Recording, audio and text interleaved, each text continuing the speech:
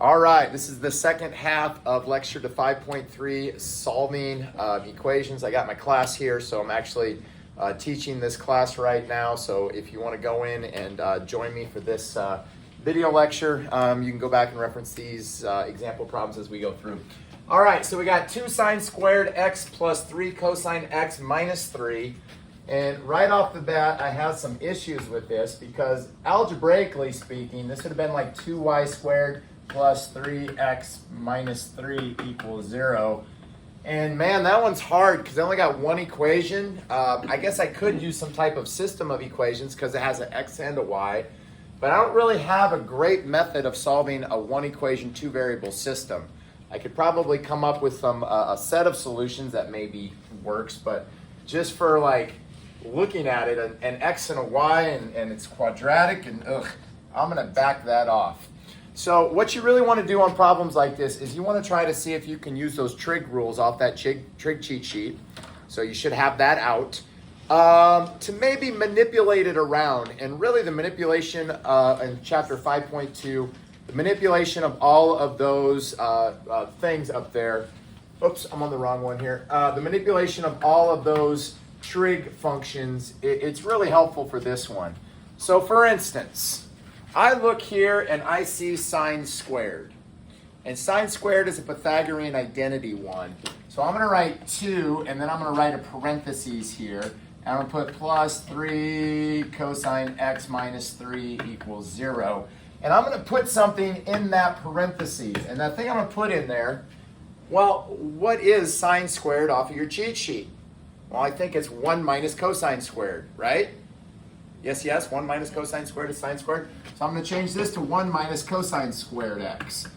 And that's really kind of a deal. If you have problems where there's multiple trig functions, can you isolate it all the way down to one trig function? And now I'm going to do algebra 2 stuff. So now I'm going to distribute 2 minus 2 cosine squared x plus 3 cosine x minus 3 equals 0.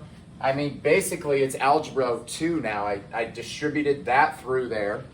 I'm going to combine like terms. Negative 2 cosine squared x plus 3 cosine x. The 2 and the negative 3 make minus 1 equals 0. I don't particularly like a negative leading coefficient, so I'm going to multiply everything through by negative 1, negative 1. And I'm going to write it as 2 cosine squared x plus 3 cosine x, oops, I have to be a minus because I switched the sign there, minus 3 cosine x, negative 1 times that, negative 1 times that, negative 1 times negative 1 is plus 1 equals 0. You wouldn't have necessarily had to do that, but I got it to this form that I really like because this form looks like something from algebra 2. Does that not look like X-wing to you? Cancel. There we go. Does it? Oh, I did it again. Oh, this is going to be a great video. Where did it go? Oh my gosh. I don't know what I just did. It went away. Where did it go? Did I move it? Because that's not it. Where'd it go? I deleted it. How do I undo that? Edit. Let's try to undo. Undo, delete page. Here we go. See, I was going like this. Oh, there it is. I found it. All right, here we go. All right, so that to me, it looks like a trinomial, yes? It looks like a trinomial, so you can X-wing factor it. Go ahead and take a second and see if you can X-wing factor that thing right there.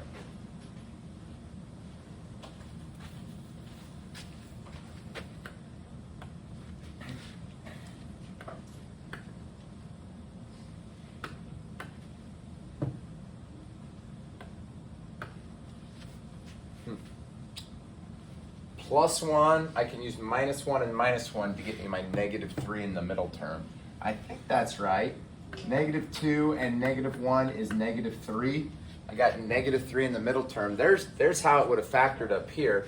So this thing actually factors into 2x minus 1 times x, or just 1x, 2x minus 1 times x minus 1 is how this factors. But there's cosines there. So I got to make the x a cosine. So I'm going to factor this into 2 cosine x minus 1 and cosine x minus 1. Okay?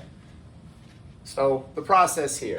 I got them all under the same trig function with my trig cheat sheet. I did algebra 2 stuff to get it to looking like something like I'm used to. And now I have these 2 parentheses equal to 0. Well, we've been doing this since algebra 2, or even algebra 1 you did this. You say 2 cosine x minus 1 equals 0. You add 1 and divide by 2. So I get cosine x is equal to 1/2. Here I get cosine x minus 1 equals 0. I add 1. I get cosine x equals 1. So I know that cosine is either 1/2, cosine of x is 1/2, and cosine is 1. One of those two, or both of them, well, I got to find those unit circle spots.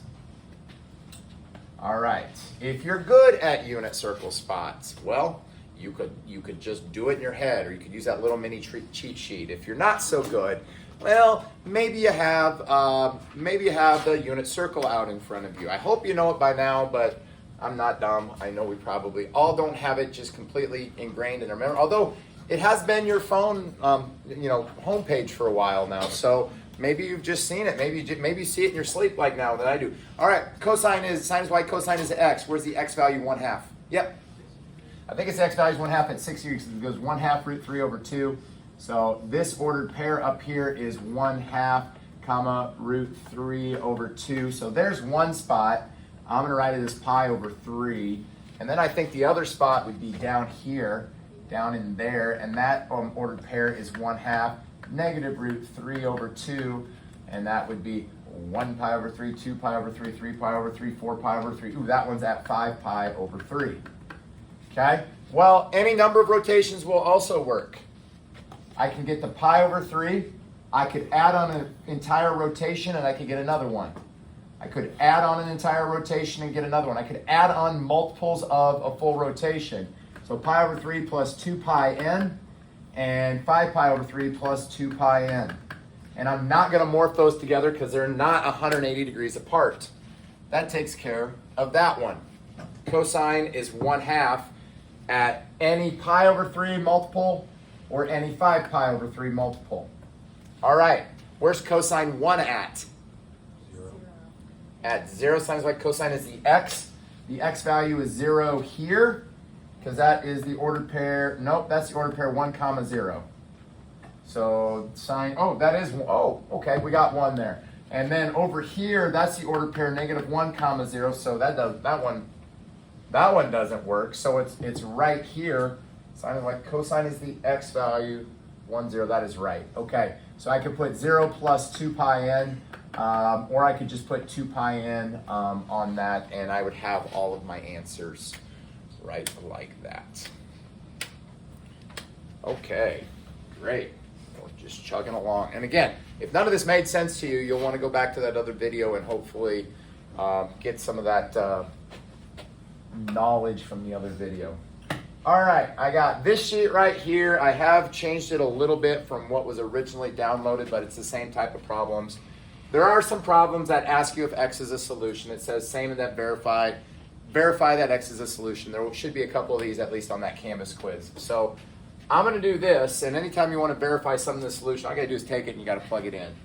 So I'm going to do 3, and that squared's actually in the wrong spot. We talked about that. 3 times the tangent of 2 times pi over 12. I plug the pi over 12 in there. Okay, I'm going to do all of that math out, and then I need a squared value, minus 1 equals 0. And if I was doing it by hand, I would go like this. 3 times the tangent of, well, pi over 12 times 2 is pi over 6 squared. All right, well, the tangent at pi over 6 right there, pi over 6 is this one right here. The ordered pair is root 3 over 2 comma 1/2. Y over x is this over this, 1/2 over root 3 over 2, 1/2 over root 3 over 2. The 2's whap out, I get root 3 over 3. So it's 3 times root 3 over 3 squared minus 1.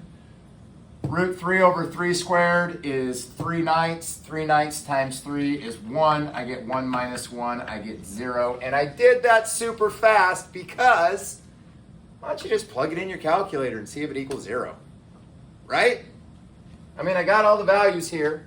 What calculator mode should my calculator be in for this problem?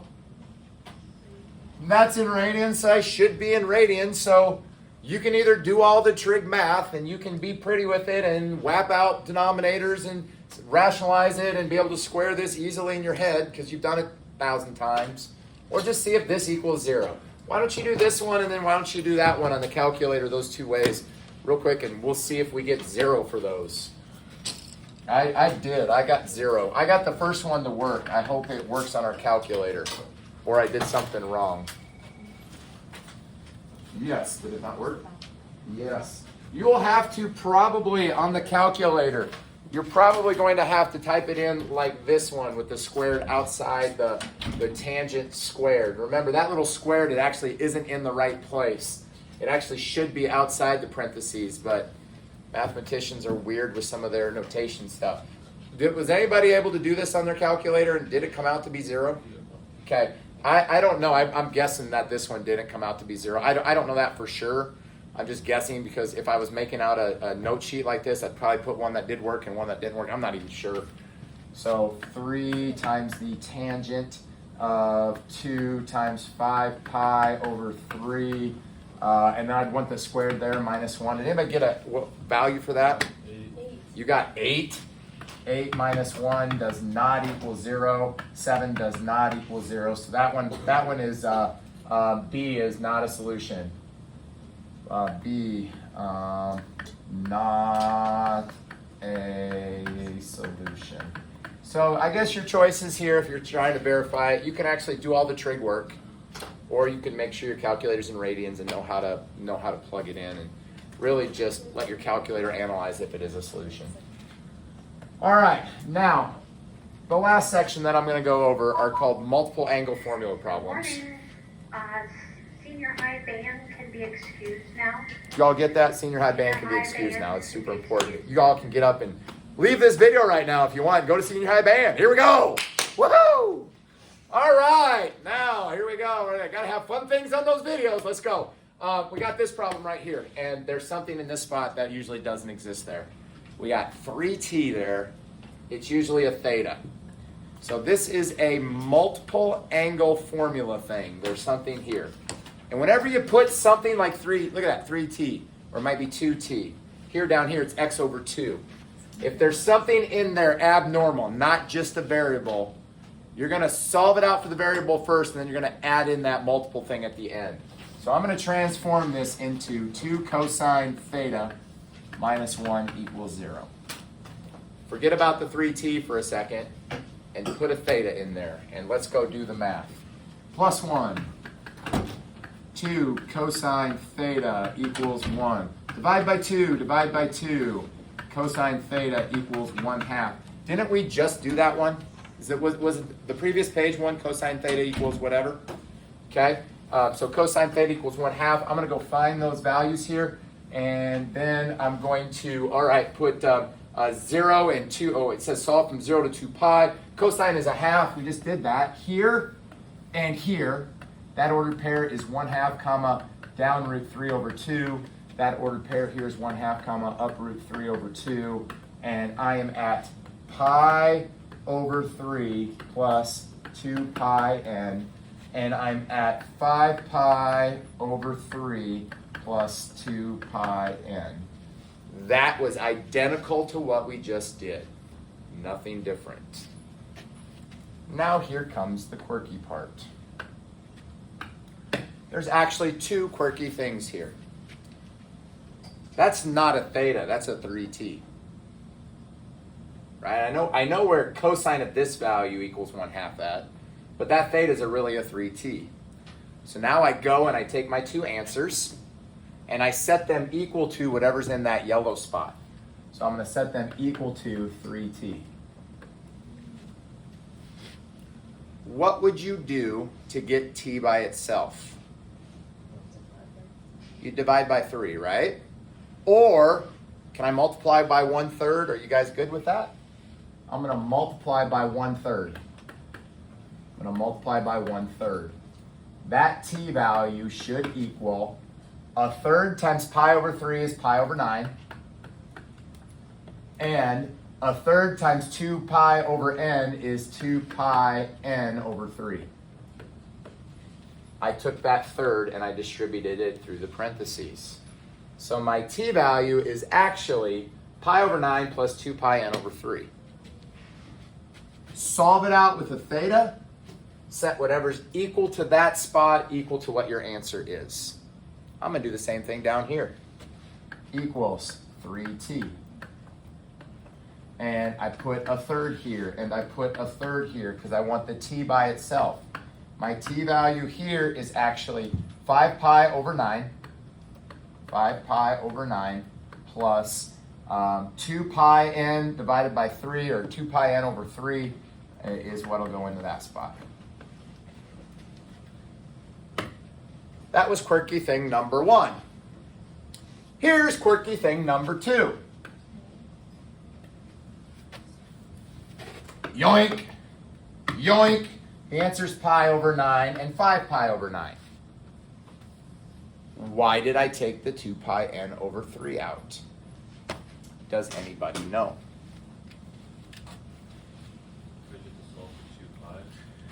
Because it says solve from where to where. You're close, yeah. It said, where does it tell you to solve from? Where to where? 0 to 2 pi. See, it doesn't want every answer that the wave would generate if I moved out towards infinity. It only wants this little small chunk of answers. It wants all the answers from 0 to 2 pi. I don't need this little tack-on thing when it only says solve from there to there. If it just said solve, I would need to say it's these answers plus all those answers that would go on forever. This one just says solve in 1 revolution of the unit circle. So I can actually make the problems easier, which I do on your test and I do on the final. You won't even have to tack this part on your final, because on your final, I just say solve from 0 to 2 pi. So you only have to actually find these 2 answers on your final. It is a little bit trickier than that on your Canvas quiz. I usually make your Canvas quizzes. Some of those problems are harder than what are on your test. This value is on the Canvas quizzes, but we'll go from there, and hopefully on the final it'll be good.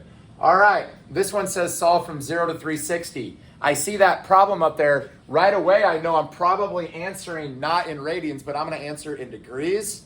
And I don't need to put plus 360n or anything like that, because it only wants me to solve from here to here.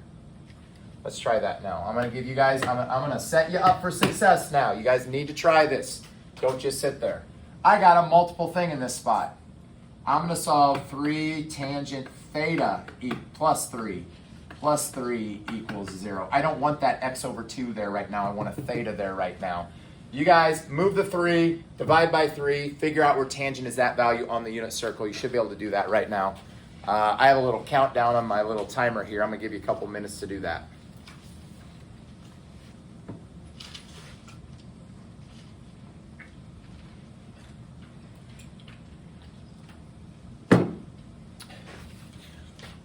I think it'd be scary right now. Some of the videos I posted were back in the COVID era. It'd be like scary to go back and see some of the stuff I did back in that COVID era, like when what I actually said on the videos. Might need to go back and edit some of that.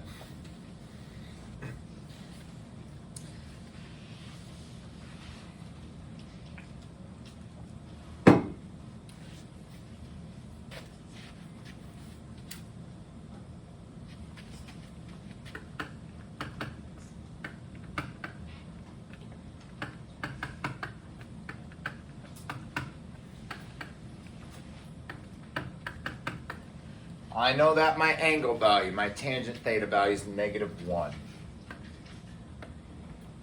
All students take calculus. Tangent is negative in these 2. So I know I'm in one of those 2. You know the degree values where tangent's -1 at. Swan, did you say it? What'd you say? Oh, it's those radical 2 over 2 spots. And I think those are the 45 degree spots, right? 45 degree spots, it's the negative √2 over 2, comma √2 over 2. Y over x is -1. And here I am down here at root 2 over 2 to the right and root 2 over 2 down. And then, so those are the two spots. I think this one is 1 pi over 4, 2 pi over 4. This one's 3 pi over 4. But wait, it says solve from 0 to 360. So I think that one's 135 degrees. Am I right? 135, shake your head. So I'm at 135 degrees is one of my answers. And then this one right here is, I think 315 degrees is another answer. And if I was on a problem that said, you know, solve for everywhere, I'm going to go ahead and say it would probably do this. It would probably say 135 plus any other revolution of that. So maybe 360n.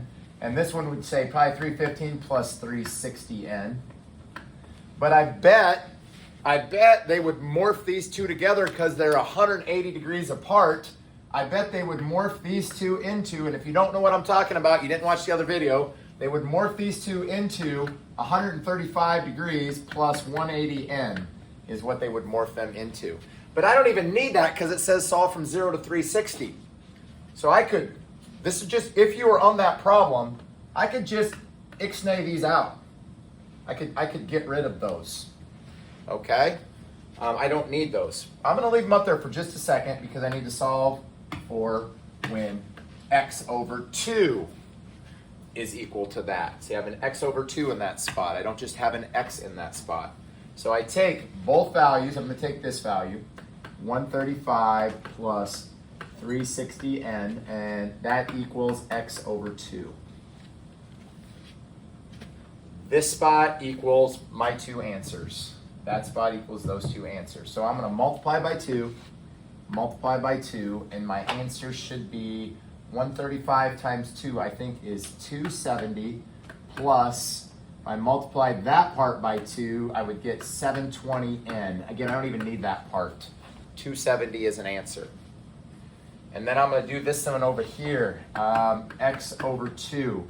I'm going to multiply both sides by 2, and then those two cancel out, and my x value is equal to, well, 315, that would be 630 plus 720n. And I don't even need that part. Does anybody want to say anything about my two answers that is bothersome, that I would probably have to get rid of one? Because it probably wouldn't list both on my Canvas quiz because of this fact. Yes. 630 is more than 360. It's probably not even going to count that one. Your answer would probably be just 270 degrees on that one. Again, that's kind of funky, kind of hard to deal with.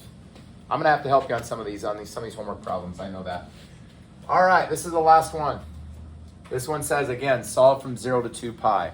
I'm not even going to tack on those little end parts anymore. And there's not multiple things here. There's not multiple like x over 2, or there's not a 3x in that spot or anything like that. So I don't need to do that multiple, there's like a equation in that spot where theta usually is.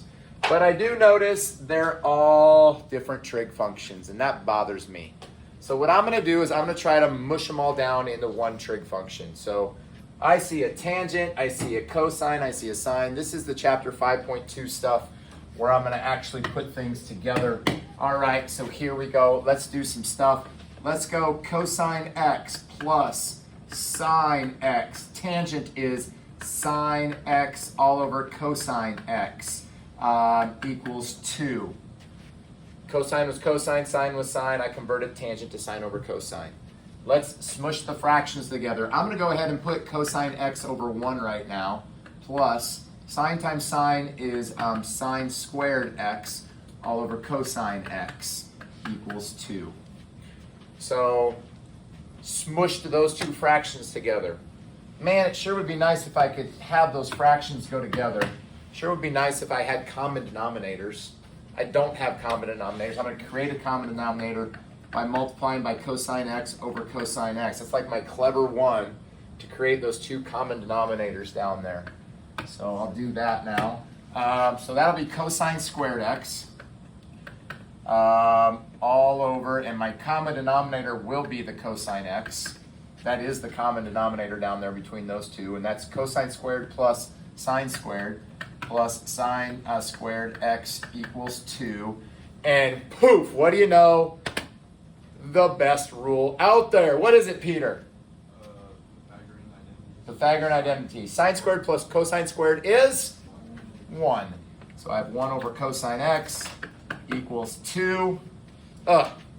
Let's bro them both. If I flip one side, I got to flip the other side.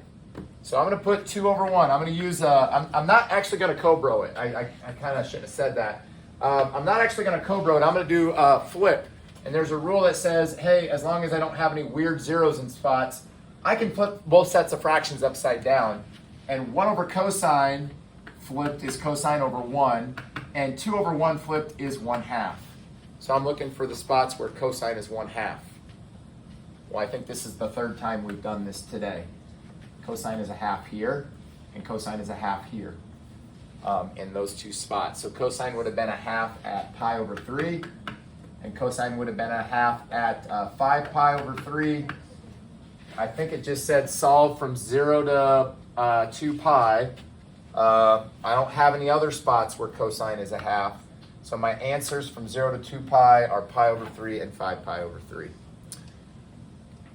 And with that, you need to practice. I'm going to have to walk around and help you. I'm going to have to come to your desk. You're going to have to do this on a sheet of paper and do all that stuff. What's up? Why wouldn't cosine flip the secant? That's a good question. I could do it that way. Watch this.